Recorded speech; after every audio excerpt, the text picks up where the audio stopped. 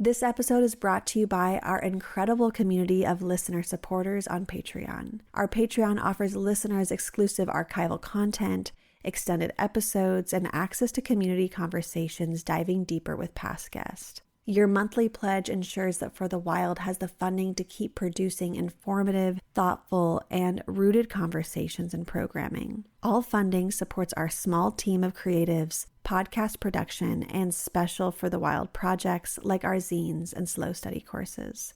To support us on Patreon, please visit patreon.com/forthewild. Or if you would rather make a one-time donation or recurring donation outside of Patreon, please visit forthewild.world/donate.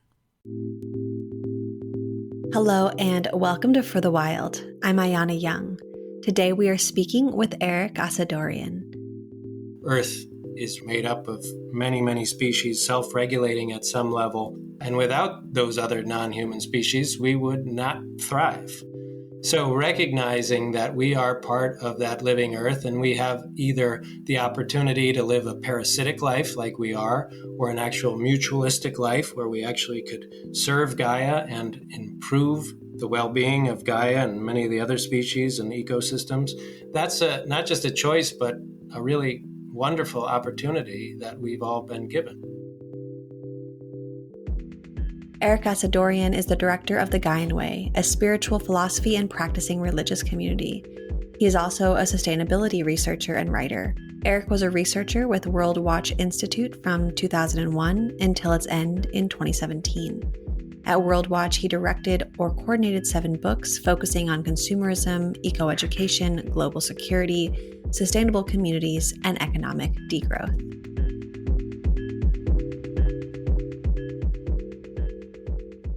Well, Erik, thanks so much for being with us today. I'm really looking forward to having a cup of tea and chatting with you. Well, my pleasure. I'm really happy to be here, Ayana, and I actually have my tea ready to go. So, oh, good. Yes, it's a great companion for these conversations. And as we begin to dive in, I think that I will start with asking you if you can give listeners some background on your approach to Gaianism and how the philosophy has shaped your life.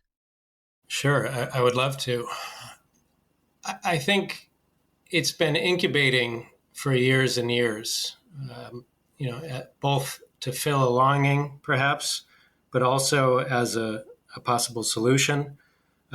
Just to give a little background, I studied religion and anthropology and psychology. Really, I think that was all driven by growing up a Christian and losing that faith, and it created a hole. And I asked this question of why do people believe in superhuman beings, me included at the time. And so I really devoted my undergraduate years answering that question. That was my culminating, final project in religion and all that. And I kind of came to those answers, and at the same time, not that there is a definitive answer, but for myself. And at the same time, I suddenly was exposed to the sustainability crisis and really switched gears and started focusing on environmental organizing around toxins and feeling like I didn't know enough to be effective. I joined the World Watch Institute to start studying sustainability issues. And there, based on my undergraduate studies, the lens that I saw everything through was anthropology.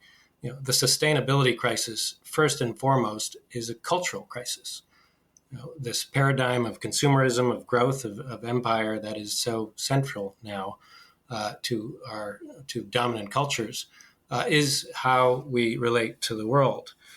So I tried to be a good sustainability researcher and write about solutions, economics, addressing corporate irresponsibility, sustainable local communities and all that. But for me, it all kept coming back to a cultural transition that we need to make, shift from a paradigm of consumerism to one of sustainability, and asking the hard question of, well, what are the levers of cultural change? Because that's not the game we're playing in the environmental community. We're doing activism, that kind of thing. We're not creating a new cultural shift ultimately, not like corporations are promoting a shift around consumerism, that kind of thing. So for me, a lot of my work shifted about 12 years ago as I started to kind of make these connections into this question of, well, what would a truly effective environmental movement look like? And that really, the only model that I could really lean on was missionary religious movements. If you really look at what philosophy has shaped the world, what philosophies have shaped the world for thousands of years, regardless of rapid cultural changes, economic changes, technology changes, and it's religions, right? It's Buddhism, Islam, Christianity. And we weren't really drawing from those. In fact, we were doing the opposite. Martin Palmer, a theologian, pointed out that environmentalism kept the shame and guilt, but got rid of the celebration and the joy.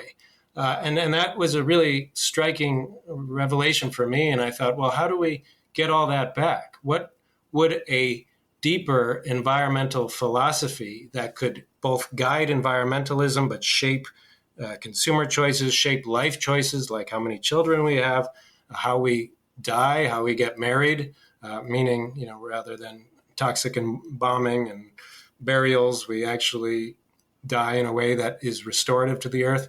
How do we create that holistic environmentalism that supports community, that can spread and that can actually make deeper and longer lasting change than the activist campaigns that have been critiqued, frankly, since the 70s as being purely on the defensive. We stop one coal power plant and then a company just moves somewhere else and builds one somewhere else. So we can't play that defensive game against a much larger enemy that we are. So we have to really think much more creatively and holistically. And that's really the origins of this Gaian way. Mm-hmm. I think a lot about this quite often, almost, I'd say every single day at this point, because as my own journey as a human, really, has a strong desire to be in right relationship with the earth, there's always this question of how much do you fight?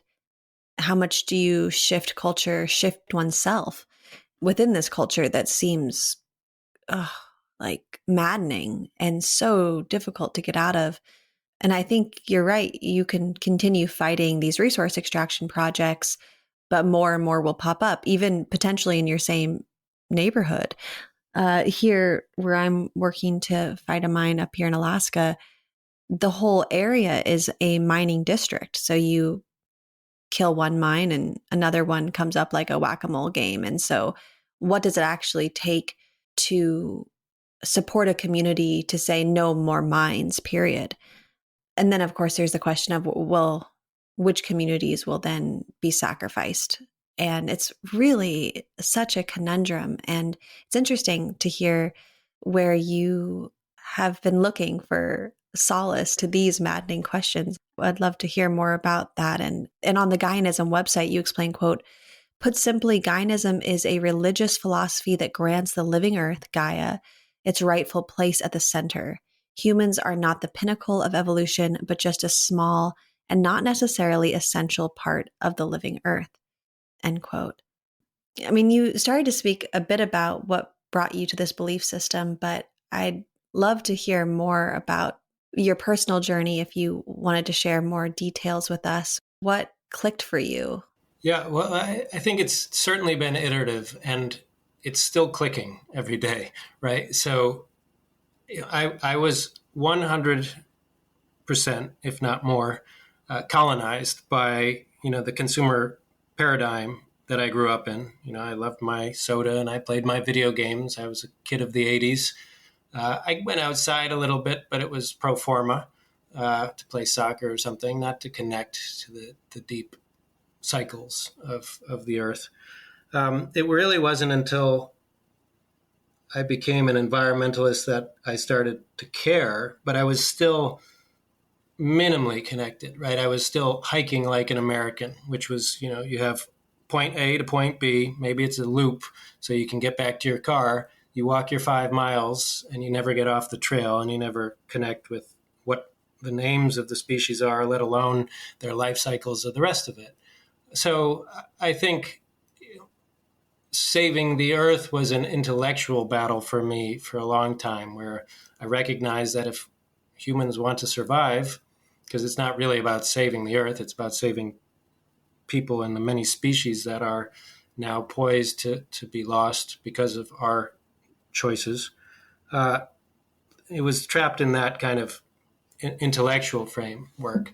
But as I started to connect with the earth, not even on purpose at first, I actually joined, this was a formative moment, I joined the Tom Brown Jr.'s introduction to tracking and nature connection, indigenous ways. And you get this 1 week bombardment of all the ancient skills that people have used to survive for millennia. And he actually warns you in the beginning of the class that you'll never be able to walk through a forest the same way again. And it really was true. I mean, I was connecting to the land and to ancient practices and to the things that are all around you that you can eat and connect with and be in relationship with. And that really was a spiritual moment for me. And then that kind of was happening right as I was starting to write about all this as a cultural phenomenon.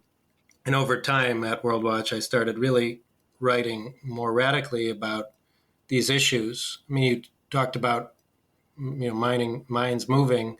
Ultimately, the real crisis behind the environmental crisis is that there are 8 billion of us all being encouraged to live consumer lifestyles at different levels or another. I mean, there are some exceptions, but for the most part, and we're far beyond the carrying capacity of Earth because of these choices. So the minds are going to move because we keep stimulating consumerism. So until we shift this culture and recognize that degrowth is a process of getting to a new carrying capacity at a level that will work for 8 billion, 9 billion, 10 billion, which is the trajectory we're on, we're not going to actually effectively solve the environmental crisis. So for me, Gaianism is a religious practice and spiritual community, first and foremost, but it's also very much rooted in the sciences. It's very much this worldly, right? The axis mundi, if you will, of this belief system is not another world. It's not a god. It's Gaia. It's the living earth that we're part of and completely dependent on. So it's very much this worldly, and it's very much a sacred calling to heal not just the earth, but our relationship with the earth. Mm-hmm. I do want to understand why you see this as a religious practice. Yeah, what you were speaking to about around Gaianism and how that's different from just living, so to speak, or philosophy. I mean, for me, you can mince words about that, but it really is an orienting philosophy, right? Like Christianity, it gives provides an understanding of the theories of suffering in the world. It provides stories that support, the right choices. It provides ethics, and that holistic orientation that hopefully helps to ground choices and even at a way that makes that behavior normalized within that subcommunity, right? So it's one thing to have to explain to family every time you don't want to fly with them to a vacation or you want to keep the heat down. You have to kind of intellectualize, explain why I care so much about the earth. It's another when you're in a community that people all do that, right? And so this is a kind of a challenge that many environmentalists face as individuals, right? They have to constantly justify why they don't want to consume, or why they don't want to upgrade their computer, or whatever the thing is. And that's exhausting, right? And so are there ways that being bound by a philosophical set of obligations, but not just obligations, but opportunities, joys, right? So a lot of, and I hope we'll have a chance to talk about some of the practices of Gaianism, but a lot of it is joyful, right? Getting out into nature, meditating, fasting with the full moons, and and all these opportunities that really reconnect us to this living earth that we're part of. I mean, like deep ecology, that was an attempt to provide principles and shape a different way of environmentalism. And I think this is similar to that, but I do think that it's an upgrade to that system in the sense that at that time there was no Gaia theory. There was no understanding that the Earth is really a holobiont made up of many, many species, self-regulating at some level, not consciously necessarily, but at least keeping itself in a homeostasis to sustain life, right? Just like our own bodies. We are not just human. We are human plus even more non-human cells. And that together makes a holobiont that is us. And without those other non-human species, we would not thrive.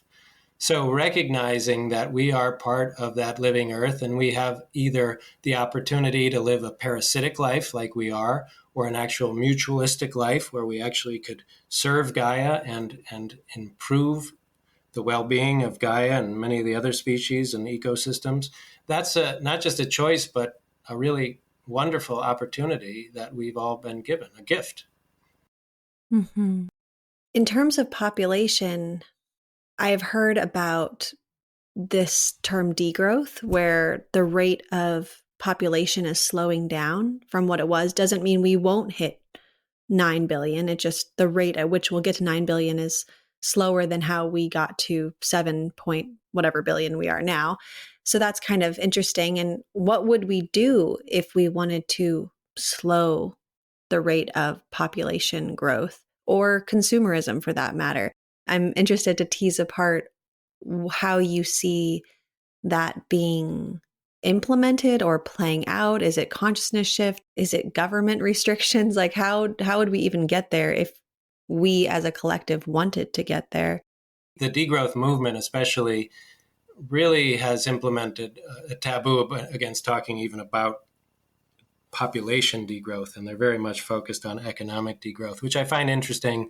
I recognize that it's very hard to talk about population trajectories going down without a whole bunch of other baggage. And so that's a very big risk, but that doesn't mean we shouldn't talk about it, because if we don't intentionally choose to move our populations back to a sustainable level, then the earth does it for us, and it will be more horrible and more unjust than anything that we intentionally do. And there's wonderful research on how to, without taking away anybody's rights or harming anyone, how to actually encourage population reductions.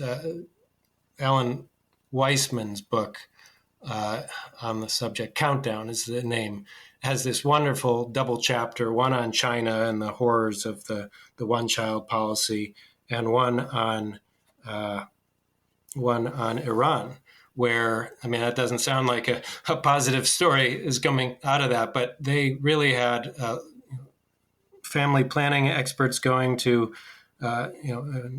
midwives just going to each village, setting up a little clinic, fully just through education and access to contraception.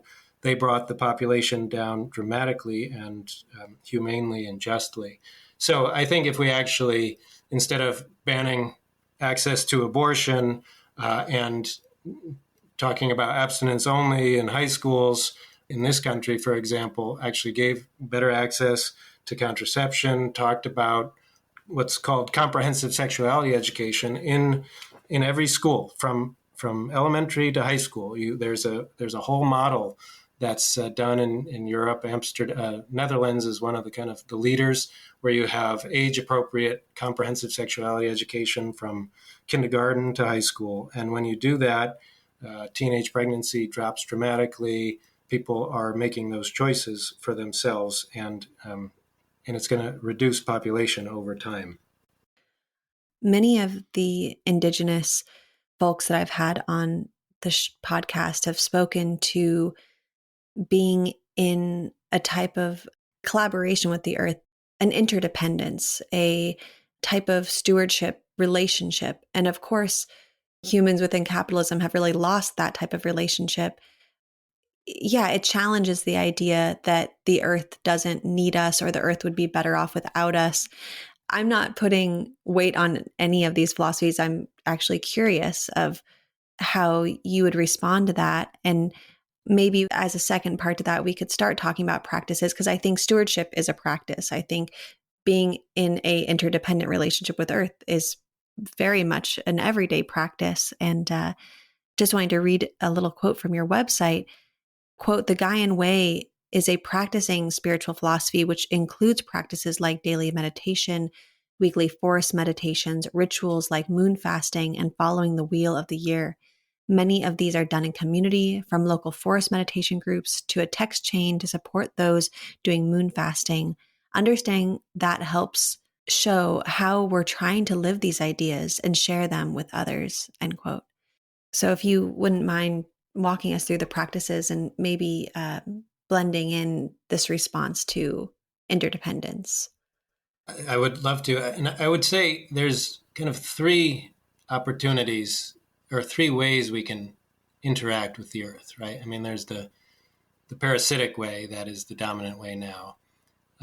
There's interdependence. I mean, but even at the heart, though, that suggests that we're an equal player, right? There's a dependence. We are dependent on the earth. That's, I think, the lost part, and that we've forgotten as we pollute, and we only now start to see the systems unravel. But I think where we're trying to aim for is that interdependence, right? When I daydream about the long future, I think that we could truly give something back to the earth.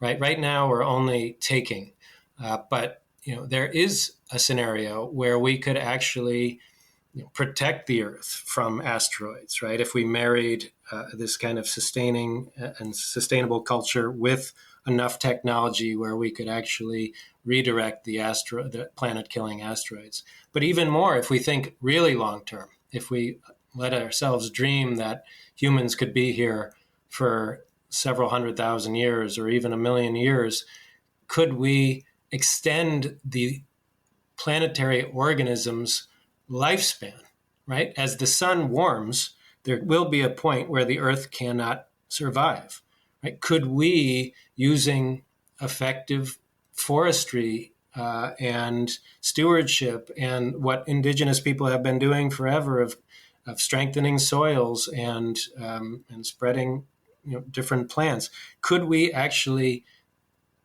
make this Gaian being live longer than she would have if we weren't around? So there is an actual place where we could be truly interdependent and actually of value to the earth. And that's what I hope we strive for. As far as practices, I mean, I think that's a little bit more grounded than that kind of long-term hope. But they're really, if you're not creating behaviors and daily practices and weekly and monthly and practices, that is the heart of any practicing religion or philosophy, right? So at the very basic is a daily routine of meditating outside 3 times a day, right? It's not enough, I don't think, to meditate in your house, all right? You have to really step out of this manufactured landscape or housescape, I should say, and get outside and observe the natural cycles, breathe fresh air or polluted air if that's where you live, right? Just to remind you of that as well. But but really have that meditative moment, ideally 3 times a day, at least in the morning, to start your day. And then a weekly cycle of getting out into a natural space, ideally with a community, right? I mean, we do have 3 working Gaian guilds, one in New Orleans, one in Honolulu, and one in Connecticut. Why there? Well, that's where we have Gaians who wanted to set those up. So I hope one day there will be more. But those meet weekly in a local park, in a wooded area nearby, an urban center, some place where they can spend a little time in nature and meditate and connect as a community. Right, so there's that daily, there's the weekly, there's the monthly or twice monthly of fasting with the full and new moon. And yes, we do have a text chain just to keep nudging people along, right? That social support is really potent. When somebody says, "Hey, just starting my fast, good luck," right? It's like, "Oh, I'm really hungry. I don't want to fast, but I'm in community. I'm going to do it together." And fasting for me has been really one of the more powerful experiences, where it not only helps you to reduce your consumption by 2/30, 1/15 of your monthly consuming, right? So there's that. There's increasing of your resilience, because we've already destroyed so much of Earth's systems, and climate disruptions will disrupt agriculture, will disrupt food trade and all that stuff. And so having the ability to know that you'll be okay if you're fasting for a while, that you don't have access immediately to food, that's a powerful bit of resilience, and it's a good practice. So that the fact that fasting has been an ancient spiritual practice for millennia, I mean, it is really, there's some value. It's plus the physiological benefits of clearing out the sugars and waste products in your body. So there's many levels for all the practices. The same with meditation. There's lots and lots of science behind the psychological value and physiological value of meditation. So this is not just a kind of a cherry-picked, well, let's take a little of this religion and that religion. This is borrowing from these ancient traditions to build something new and unique, and reinforcing of our dependence and our obligation to serve this living earth that we're a part of.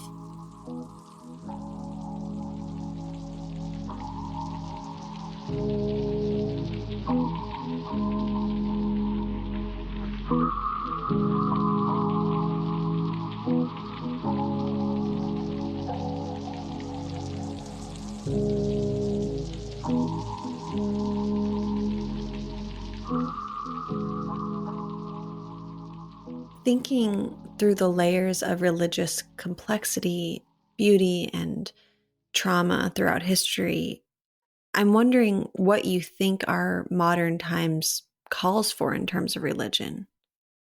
Well, there's the vision for what we can be, and there's also the preparation for what we have to go through. We have lots of different Gaian meditations.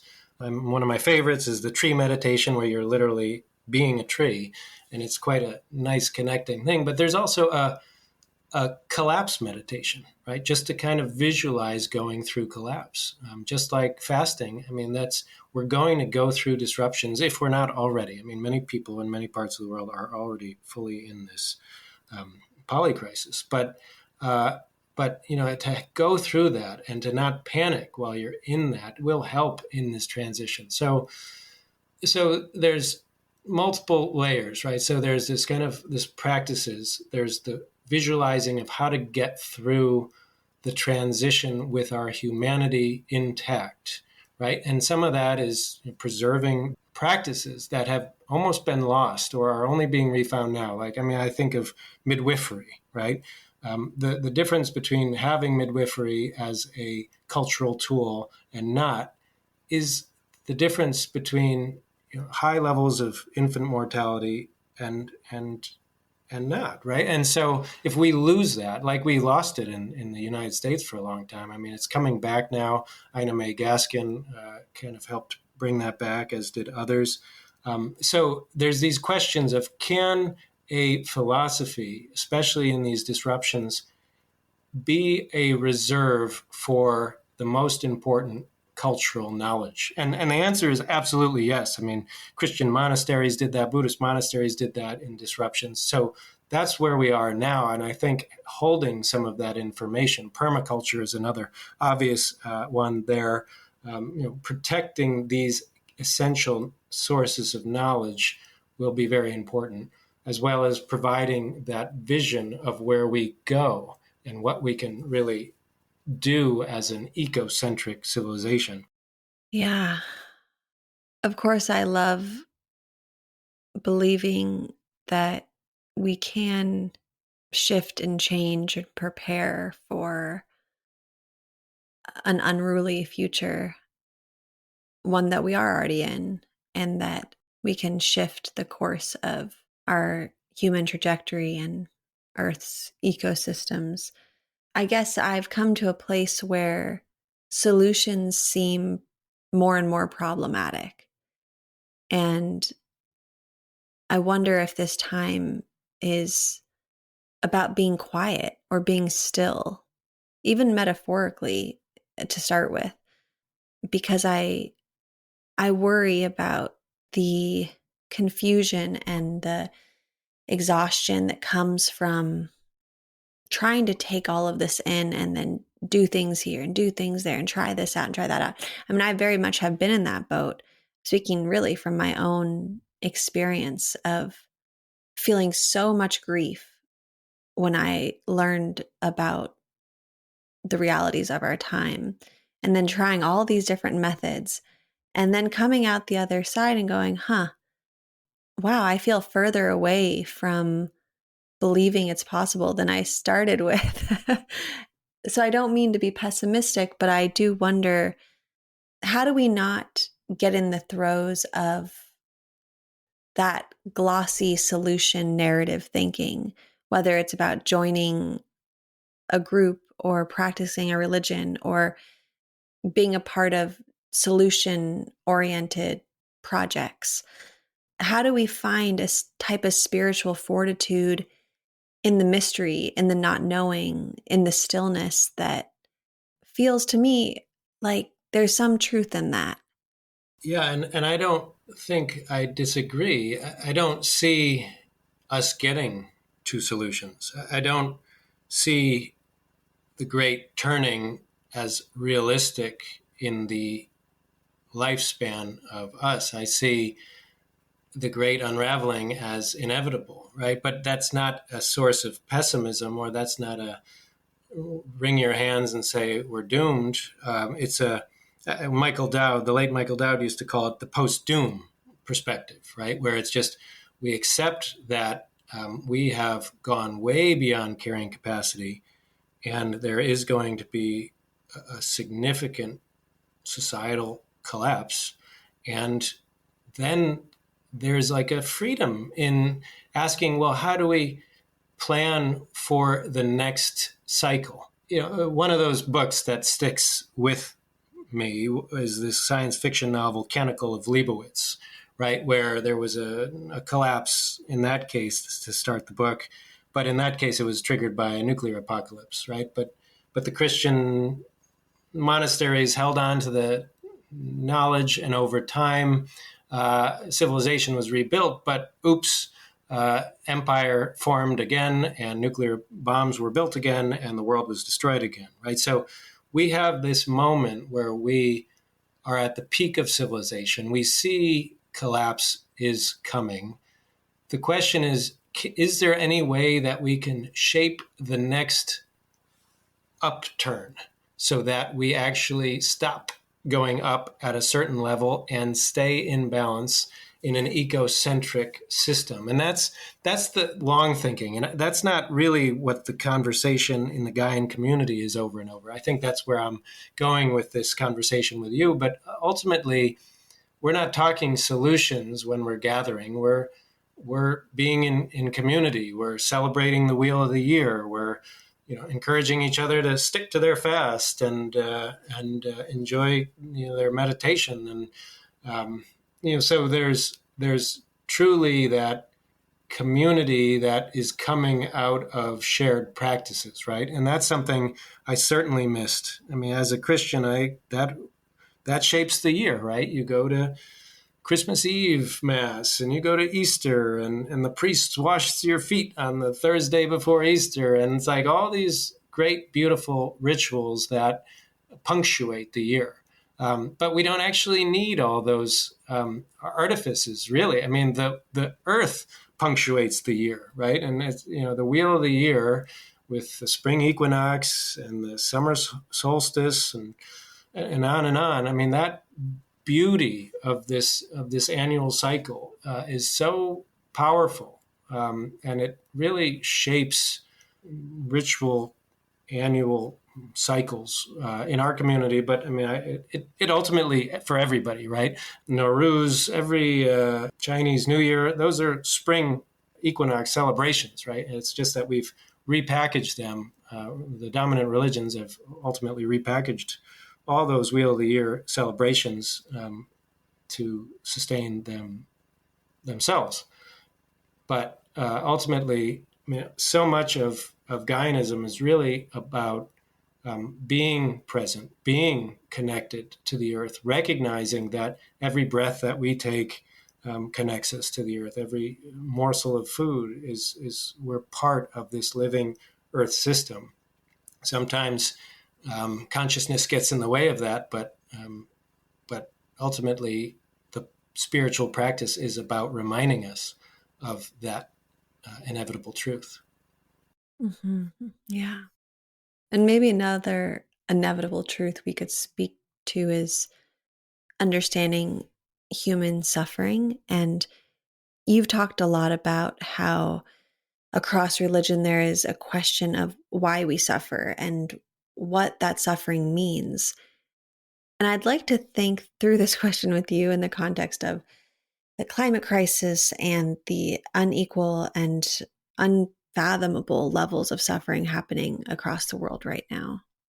Yeah, I mean, for me, my theodicy, my theory of suffering, is certainly shaped by a little report we did at World Watch Institute 20 years ago called Unnatural Disasters, right? And it was all trying to draw out that many natural disasters today are unnatural, right? Because of climate change, because of the way we built on coasts, because of human choices.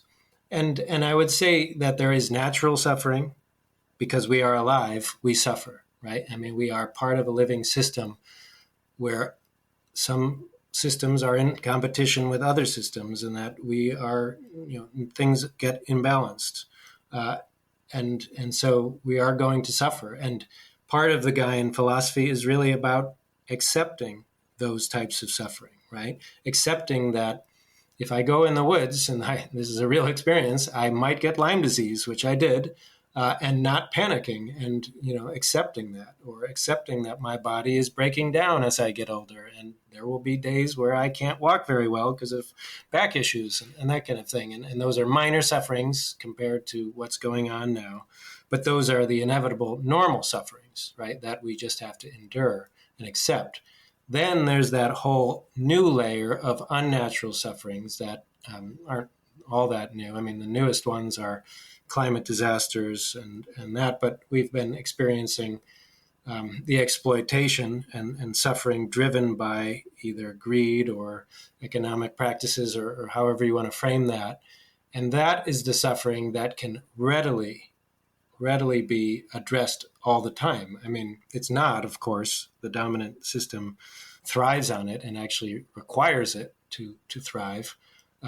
But those types of suffering have to be addressed. I mean, there is no sustainability without justice, as the saying goes, and that's true, right? Because if there is that continuing injustice, there will be anger and resentment and violence, and you can't have that in a sustainable, thriving system. So for me, I mean, there's the two types of suffering, and teasing those apart makes it a lot clearer how to address each of them. I'm wondering, how can this distinction between natural and unnatural suffering reframe how we view crisis and contribute to a more justice-based lens of addressing suffering? Well, even in the context of climate change, where we've committed now probably to at least 2 degrees Celsius of climate change. There's no way we're holding it to 1.5 just because of sheer momentum. More likely 3 degrees, right? But that means coastlines are going to be lost and they're not going to be held. And so the idea of continuing to build on them is nonsensical and is just going to cause human suffering in the future, right? So if we were truly recognizing that we are in control of certain types of suffering, the development choices we make, for example, and making those shifts, that would be an easy way to start addressing the unnatural forms of suffering. Going back to population, right? We inevitably are going to get to a smaller population. So if we were intentionally and justly working towards stabilizing human population at 8 billion, we are at 8 billion already, and ideally getting to stabilize by 8.5 billion and then starting to pull it down to 7, 6, 5 over the course of several lifetimes, that would enable a lot less human suffering because we would be getting closer to Earth's carrying capacity. Again, we won't make those logical choices most likely because there's too much power and wealth that are working in the other direction.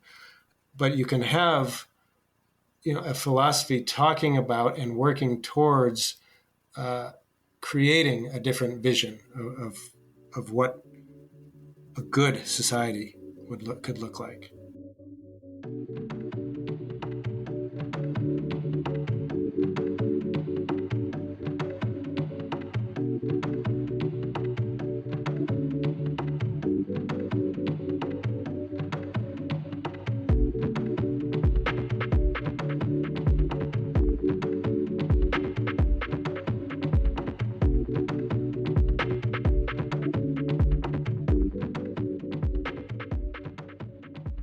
In so many ways, we've been discussing the idea of the necessary paradigm shift. And I'm interested in how religion interacts with the paradigm shift, either as a driving force or as the very thing that keeps us stuck. And I'm wondering how we keep ourselves from being constrained by an ideology or just simply repeating old patterns as we look to shift towards a new relationship with the world. Yeah, that's a key question. And it's both, obviously. I mean, I think you have the dominant religions today are otherworldly. They are not saying, I mean, even you used the word earlier, stewardship, right? That's not a good word because again, it puts us into this idea that we are more dominant rather than dependent, right? I like actually the Confucian term filial piety, right? As we have obligation to take care of our parents, and in this case, our planetary parent. That really shifts the tone and dynamic. For the most part, though, religions today have this false belief, and sorry if I offend anybody, but that we all go to heaven when we're done or we're reincarnated and come back again, rather than just celebrating the reality that we return to the earth. We go back and we become new life, not conscious of that anymore, but we are caught forever in the cycle of death and rebirth and renewal, and that's beautiful in its own right. If anything, it's nirvana in the Buddhist sense, where we do fully lose ourselves in that process. There's no karmic wheel anymore. We just go back and we form butterflies and bacteria and mosquitoes and flowers, whatever we become. But ultimately, the dominant religions have this sustain this separation of humans from nature, and that's a real dangerous position to be in, especially as Earth systems change. I fear more than anything is that we demonize the Earth as the Earth becomes more volatile. And the Earth is becoming more volatile not because she's getting revenge or anything like that. It's because we've pumped more carbon dioxide into the atmosphere, which is, creating more evaporation and more storms and all of that. So it's easy with this otherworldly frame of many religions to easily demonize the Earth and create fear and use that fear to lock people even closer into the community. All religions have the danger of being corrupted. I mean, we're so tiny that is not the issue right now. But from my perspective, an Earth-centric religion, and not just this one, but others. There are many others that are forming as we speak. Those Earth-centric religions that start to recognize that we as a community could do more if we nurtured each other, if we put the Earth's rights and well-being at the center rather than our consumptive desires or our hopes for an afterlife. That is the power, right? I mean, I think you hinted at the burnout of activists earlier. And I think the difference between activists fighting and trying to get to solutions outside of the nurturing of a community, you burn out, right? But if you actually are doing that activism in the safe space of a community that's nurturing you, celebrations that keep you engaged, nature time that keeps you psychologically vivid, that is a very different scenario. That holistic philosophy that is the skeletal structure that holds you in a good space as you fight for whatever solutions you're fighting for. That makes a huge difference, I think, and that's the power of a religious framing around environmentalism that I think is lacking right now. Mm-hmm. You cite our beloved Joanna Macy a lot in your thinking around these shifts, and I'm interested in how her work has shaped you and how you see Gaianism fitting in with a longer lineage of philosophers and thinkers. That's a great question. When I first started writing about this, I heard her on Being, actually, and she was talking about how when your friend is dying, you don't go and sit by her bed and say, everything's going to be all right. It's going to be all right. No, you just sit there and you just be there for that friend. And that was that striking moment because I was fully rooted in the solutions orientation at that time. That was 2012 or so. I was writing about degrowth and cultural change and all that, and that kind of woke me up as I was starting to work on this. And I do think that's powerful, but I also think that it's that philosophical community as it grows that can amplify some of this work much more effectively. I know you had Molly Young Brown on recently, and she talked about nuclear guardianship, and I tried to actually engage in that realm, through this Gaian lens, and found exactly one local organization working on nuclear guardianship in the United States, in Colorado, and I wonder, since the beginning, reading about the Quakers as a beautiful example, always a small community, and yet they have been a driving force for the abolition movement, the anti-nuclear movement, civil rights movement, and to kind of recognize that when you have a really committed philosophical community or religious community, they can really have much more effect than you'd think that small group could have. And so nuclear guardianship is such a perfect example because there are so many potential nuclear scars that will speckle the landscape. And those will be forgotten very quickly. And I can imagine 100 scenarios where people go into that land, which is slightly more fertile, start using those bricks and concrete blocks for building, and horrible suffering will happen because of it. So we certainly need nuclear guardianship, and we need memory keepers around this. And I don't think that nuclear guardianship will grow without some sort of long-lived religious philosophical community sustaining that. It could be Christians, it could be Muslims or whatever, but I imagine an ecocentric religion would probably, get it more, but that's maybe my bias. But the bigger point is that if you don't have these longer time-framed organizations, which environmental organizations are not. They're fighting short-term victories, heavily shaped by the philanthropic communities and their donors and all that. Is there a way we can have a deeper form of environmentalism that is working at timescales that we typically fail to think in? Yeah, I really appreciate you speaking Joanna's presence into this conversation. She's been a huge influence, totally shaped me in so many ways, and Molly Young Brown. And so it's nice to bring them into this conversation. And I want to come back to our conversation on practices a bit more, because I think there's something relieving about being able to attach to the material in so much esoteric conversations, things that feel deep and heady, but then to balance that with the material world is really, I think, relieving for many of us.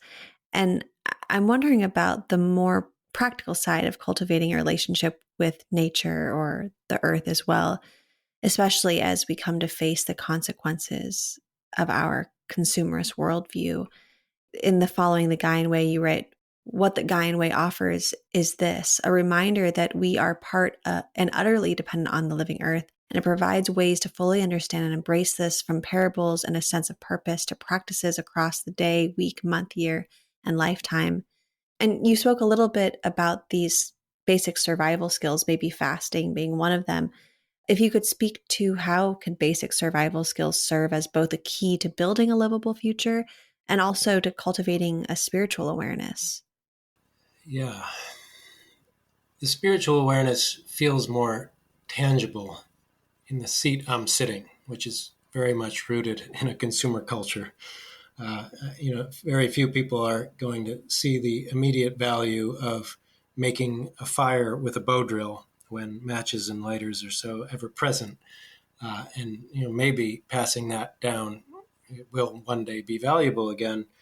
But there was a moment of sheer ecstasy when I first made a fire with a bow drill. Just to be able to understand that I shaped that piece of wood, I made that bow, I spun and used friction and science and ancient skills that have been passed on for millennia to make a coal out of wood dust. And I cried. I literally, was so emotional with that moment that I cried. And it was, one of those beautiful moments of nature connection. And there have been many since then. Just foraging and asking permission of a sassafras seedling to take its life to make tea for the forest bathers in the little forest bathing group that I teach each month here in Middletown. Those kind of moments where I'm fully embedded in the natural landscape that I'm part of, rather than just driving through it at 65 miles an hour, which is 90% of even my time and 99% perhaps of most people's time. And to find ways to not just occasionally reconnect, but to really be connected daily, right? So being outside. And I sit on my little back stoop and I look at the same river birch, 365 days a year. Sometimes it's snowing in my face. Sometimes it's cold. Sometimes it's hot. Sometimes the mosquitoes join me. It doesn't matter. I'm outside every morning at least and watching that river birch and seeing it go through its life cycle.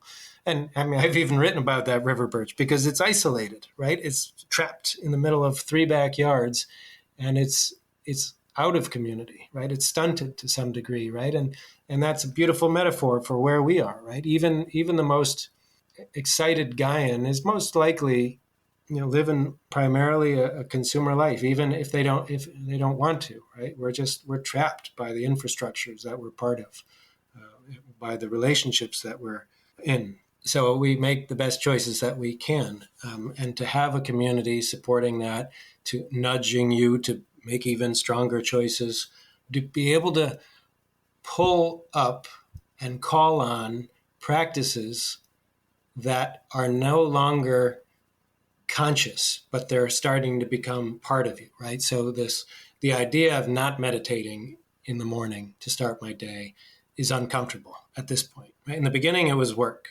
Now it's work and discomfort to not do it, right? And that's what religion offers in its own right? This kind of idea that you start to systematize these behaviors or unconscify them, right? Where they become just part of you rather than you have to say, oh, should I eat that extra dessert, right? But when you have the systems in place and say, well, I'm not going to, because enough is abundance. It's those kind of non-conscious kind of framers that help you to go through life and not constantly be tempted by all the consumer opportunities around you. Yeah, it's really a challenge, and it makes sense. It's a multi-billion-dollar industry to lure us into consumer choices. And so it takes a ton of willpower and I think spiritual fortitude to turn the other way, whether it's from the dessert or the new shiny thing that we really don't care about. But still, it has such a powerful pull. And I think filling our time with other practices that are regenerative and fill that need for connection or that space for presence in our life is really so important. And I'm really grateful for this conversation, Erik, and happy we got to spend some time together. And of course, there's so many questions left unasked, but as we wrap up, if there's any other topics you wanted to mention or any ways that you'd like to close this conversation, the floor is yours. Thank you, Ayana. This was really great to join you. One thing I would say, just an invitation to all your listeners to join us for some conversations. We have one of the main practices that I didn't talk about is just the opportunity to learn about Gaia, right? So we set up lots of book conversations, discussions with authors. We're actually just launching the Gaian Degrowth Pod, the GDP, to talk about degrowth. So there are lots of opportunities to connect with our community, and if anyone is interested, Gaianism.org is the best way to learn more and to connect with us. Wonderful. Thanks so much, Erik. You bet. My pleasure.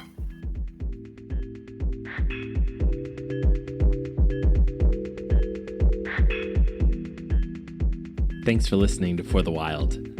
The music in today's episode is by Algorithm Code. For the Wild is created by Ayana Young, Erica Ekram, Julia Jackson, Jackson Krupp, Jose Alejandro Rivera, and Evan Tenenbaum.